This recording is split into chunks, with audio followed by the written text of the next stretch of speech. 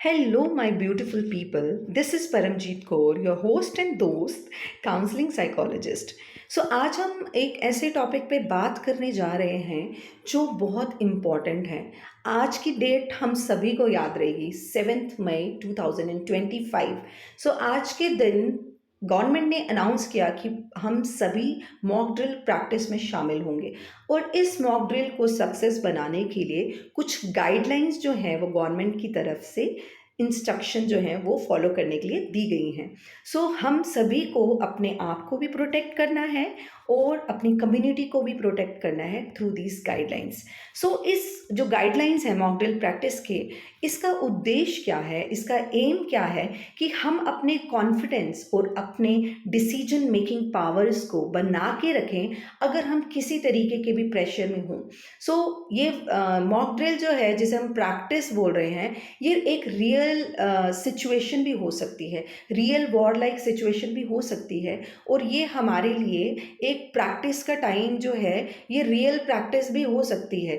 हमें किसी तरीके की भी जो कोई भी एक्शन होने के लिए हमेशा प्रिपेयर रहना है। हमें जो इवैक्यूएशन प्रोसीजर्स हैं उनका ध्यान रखना है, हमें अवेयरनेस जो है वो बिल्ड करनी है आगे पीछे कम्युनिटी में भी, पैनिक क्रिएट नहीं करना और प्रॉपर कोऑर्डिनेशन करना है लोकल अथॉरिटीज़ के साथ। सबसे पहले जो एरिया हम कवर कर रहे हैं that is air raid warning sirens. आप सभी को पता है, आप टीवी में भी देख रहे होंगे कि एयर रेड वार्निंग जब सायरेंस जो हैं वो जब बजेंगे तो आप लोगों को अलर्ट होना है कि किस तरीके से आपने अपने आप को फेमिलराइज करना है साउंड से। आप बहुत सारी वीडियोस हैं, आप अब ये साउंड जो हैं वो सुन सकते हैं और आपने जब भी ऐसा कुछ अलर्ट होता है तो आपने नियरेस्ट जो शेल्टर लोकेशंस हैं जैसे बेसमेंट हैं, अंडरग्राउंड कार पार्क्स हैं, डेजिग्नेटेड कोई सेफ जोन्स अगर आगे पीछे आपके बने हैं तो आपने इमीडिएटली वहाँ पे चले जाना है। एक बेसिक इमरजेंसी किट आप सभी के पास होना चाहिए जिसमें एक बैकपैक होना चाहिए जिसे हम पिट्ठू बैग भी बोलते हैं, जिसमें आपने एक छोटा टॉर्च, आपका छोटा मेडिकल किट होना चाहिए, नॉन पेरिशेबल फूड आइटम्स होने चाहिए जो ख़राब ना हों, आपके पास वाटर बॉटल होनी चाहिए, आपके पास आपके इंपॉर्टेंट डॉक्यूमेंट्स जो हैं, वैसे तो प्रेफर कीजिए कि आपके जितने डॉक्यूमेंट्स हैं वो डिजी लॉकर में सेफ़ होने चाहिए क्योंकि वो हमेशा रहेंगे सेफ़ ही और वहाँ से आप अपने डॉक्यूमेंट्स निकाल सकते हो। थोड़ी सी कैश अपने पास रखें, चार्जर्स रखें। ये सारी चीज़ें आपके बैकपैक में होनी चाहिए और हर फैमिली मेम्बर का एक अपना बैकपैक हमेशा रेडी रहना चाहिए क्योंकि बड़ी बड़ी आइटम्स आप नहीं रख सकते, कभी ऐसी वॉर लाइक सिचुएशन आ जाती हैं तो आप अपना जो बेसिक सेफ्टी किट है वो हमेशा अपने साथ रखें। ड्यूरिंग द ड्रिल आपको क्या करना है, कोई भी अगर आप आउटडोर एक्टिविटीज़ कर रहे हैं तो इमीडिएटली वहीं पे उसको बंद करनी है और नियरेस्ट शेल्टर प्लेस में आपने चले जाना है। चाहे आप स्कूल में हो, चाहे आप वर्क प्लेस में हो, चाहे आप घरों के बाहर हो, ग्राउंड्स में हो, जहाँ पे भी अगर आप आउटडोर्स में हो तो आपने ये ध्यान में रखना है कि कौन सी सेफ जोन है वहाँ आपको चले जाना है। अवॉइड यूजिंग फोन्स, उस टाइम पे आपको फ़ोन्स का इस्तेमाल करना जो है वो छोड़ देना है ताकि जो इमरजेंसीज लाइंस जो हैं फ्री हो सकें। जो भी आपको इंस्ट्रक्शंस मिल रहे हैं, फेक इंस्ट्रक्शंस नहीं, ट्रस्टेड और रेलिवेंट अथॉरिटी से आपको जो इंस्ट्रक्शंस मिल रहे हैं उसको आपने प्रॉपर फॉलो करना है और बच्चों को ज़्यादा क्रिएटिविटी लगाने की ज़रूरत नहीं है। जो बच्चे हैं और बुज़ुर्ग हैं, आपके जो घर में यंग्स हैं या पेरेंट्स हैं, वो जो भी आपको इंस्ट्रक्शंस दे रहे हैं आप उन इंस्ट्रक्शंस को फॉलो करें।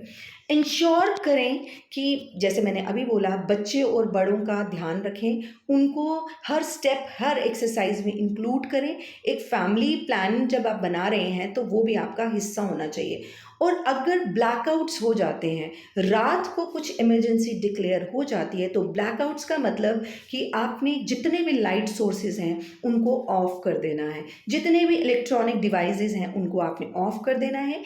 टॉर्चेस और कैंडल्स रेडी रखें और उस अपने ऐसी जगह पे रखें जहाँ पे इमीडिएटली आप उनको ले सकें और यूज़ कर सकें। डू नॉट यूज़ लाइट, अगर ऐसी कोई भी लाइट यूज़ ना करें क्योंकि अगर ब्लैकआउट बोला है तो ब्लैकआउट का मतलब कि कहीं पे भी लाइट होगी तो वहाँ पे एक्शन हो सकता है। घरों के बाहर उस दौरान ना निकलें, अपने आप को सेफ रखें।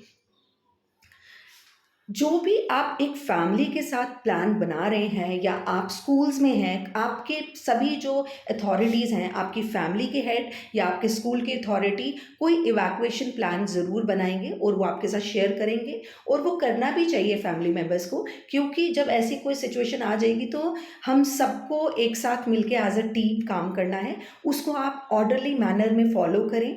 और आप जो भी आपके घर में बड़े बुजुर्ग हैं या डिसेबल्ड लोग हैं आगे पीछे या पेट्स हैं, उनको भी आपने हेल्प करनी है, बट ये आपने ध्यान में रखना है कि अपनी हेल्प पहले करनी है। और अगर आपको लगता है आप अपनी हेल्प कर सकते हो और उसके साथ आप में इतनी कैपेबिलिटी है कि साथ में किसी और को गाइड कर सकते हो या हेल्प कर सकते हो, देन आपने किसी की हेल्प करनी है। किसी तरीके का भी पैनिक आपने नहीं करना है क्रिएट, आपने इंस्ट्रक्शंस प्रॉपरली फॉलो करने हैं। अपना कोऑपरेटिव एटीट्यूड जो है वो दिखाना है, किसी तरीके का फ़न या मजाक इसमें नहीं बनाना है। इस ड्रिल को सीरियसली लें, एनकरेज करें आपके फैमिलीज़ और फ्रेंड्स को कि वो भी एक्टिवली पार्टिसिपेट करें ये जो सेफ्टी प्रोटोकॉल्स के लिए। सो आपने किस तरीके से कुछ जो और गाइडलाइंस हैं, जैसे मैंने आपको ऑलरेडी बता चुकी हूँ कि जो आपके स्कूल की तरफ से और आपके घरों में जो भी प्लानिंग हो रही है कि कौन सा बेटर और इवैक्यूएशन एरिया है जहाँ पे मतलब जैसे बहुत बड़ी बड़ी बिल्डिंग्स हैं और वहाँ पे ऐसी कोई सिचुएशन हो जाती है तो वहाँ पे खतरा ज़्यादा रह सकता है। तो आप एक ऐसी साइट्स में जा सकते हैं, खुले मैदानों में जा सकते हैं जहाँ पे वॉल साइड जा सकते हैं, लाई डाउन कर सकते हैं, फ्लोर्स में अपने हेड्स हमेशा डाउन रख सकते हैं। वो प्लानिंग्स जो हैं वो आपके जो हेड ऑफ स्कूल के हेड हों या घर में आपकी फैमिली मेम्बर्स हैं वो आपको बताएंगे, आप उनको प्रॉपरली फॉलो करें। सो आइडेंटिफाई करें स्पेसेस कहाँ कहाँ पे जो सेफ स्पेसेस हैं। और एक बहुत इंपॉर्टेंट बात की जो आपका मेडिकल फर्स्ट एड किट है वो आप सबको वो तो रखना है, बट उसके साथ साथ आप लोगों को कुछ टेक्निक्स और स्ट्रैटेजीज भी आनी चाहिए फर्स्ट एड की। सो आप लोग शॉर्ट्स तो देखते ही हैं सोशल मीडिया पे, तो आप ये शॉर्ट्स भी देख सकते हैं कि माइनर सर्जरी हो या सीपीआर करना हो, बैंडेड्स या कुछ भी कोई भी चीज़ है तो किस तरीके से, क्योंकि डॉक्टर्स अवेलेबल नहीं होंगे उस टाइम पे, आपको खुद का ध्यान खुद रखना है। सो ब्लैकआउट्स के लिए ऑलरेडी मैंने आपको बता दिया है, कर्टन्स जो हैं वो बिल्कुल ही ब्लैकआउट कर्टन्स होने चाहिए, ब्लाइंड्स होने चाहिए, ताकि किसी तरीके की भी रोशनी जब आप रात को हो रात को ब्लैकआउट हो रहा है तो वो बाहर नहीं जानी चाहिए। आउटडोर लाइट्स भी आपको स्विच ऑफ करनी है और अपने आप को प्रिपेयर करना है, अपनी फैमिली मेम्बर को प्रिपेयर करना है इस सिचुएशन में, ताकि आप अपने आप को सेफ और सिक्योर रख सकें। सो यहाँ पे जब भी आपको, ऑलरेडी हम डिस्कस कर चुके हैं कि जब भी जो आपको इंस्ट्रक्शंस जैसे मिल रही हैं, अपना ज़्यादा क्रिएटिविटी यूज़ करने की ज़रूरत नहीं है।